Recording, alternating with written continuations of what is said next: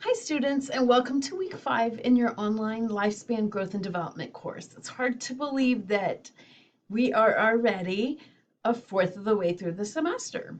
So by the end of this week, when your assignments are due on Sunday, October 1st, you will be at October and moving right along in this fall season. So I hope everything is going well for you. I also really wish the weather would realize that it was fall and we would not be so hot still. So maybe that's coming soon. So this week we will be in chapter 5, which is over the physical and cognitive development in early childhood. So we're moving away from the first 2 years of life where we've been for a couple weeks and now moving into early childhood. So let's take a look at your module. You have your PowerPoint right here. You have an assignment that you're going to do that is part of your larger lifespan project that you're doing for this semester. So I'll come back and talk about this in just a minute. And as far as your Connect assignments, you have a chapter 5 concept clipped over Piaget's pre-operational stage, and then a chapter 5 post-test. Okay, so really, 3 assignments total, one being the quiz, one being a Connect assignment, and then one being your Piaget conservation of liquids. So let's check that out. So this assignment is going to give you the opportunity to replicate one of Piaget's famous experiments over conservation, what he called conservation of liquids, to test and see what stage of pre-operational thought that child is in. So replication means that you are going to do exactly what Piaget did in his famous experiment. So you can read all about, more or less here, some background on it and the steps of it. You will need to secure, I'm kind of being flexible here. So right, if we're looking at Piaget's work, we really need someone somewhere, around 4 to 6 years of age. And I know that's a small window, so I'm going to let you go as young as 2 and as old as 7. Okay, so somewhere between 2 and 7.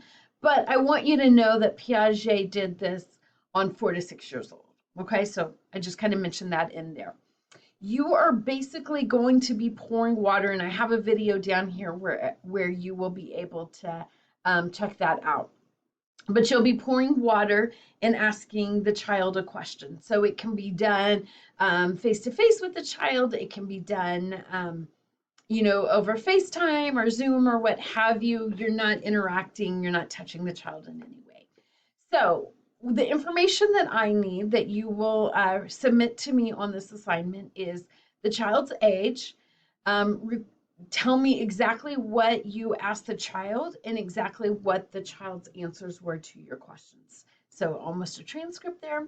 And then the most important question in terms of the learning is, after you've done the experiment with the child, would you say that they are in the stage of pre-operational thought? And then explain your answer. So this assignment is going to give you an opportunity to see some of Piaget's work firsthand and try it out yourself. Hopefully that helps you understand what you're looking for with pre-operational thought, and that you would be able to evaluate a child's stage of pre-operational thought based upon how they answer. So that's why I want the transcript of what you asked them and how they answered. And then, of course, you'll write this last piece here. I'm just looking for answers to these 4 questions. I'm not worried about length or word count. You shouldn't need a reference for this assignment. So it's really a matter of you just capturing the answers to these 4 questions after you have replicated Piaget's work. I have included a video here so that you can watch it being done. I've also up above explained the steps of it, but then, just know you have this video here to watch.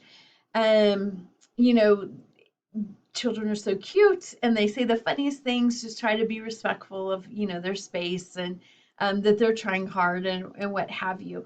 When you turn this in, you can be as creative as you want to be.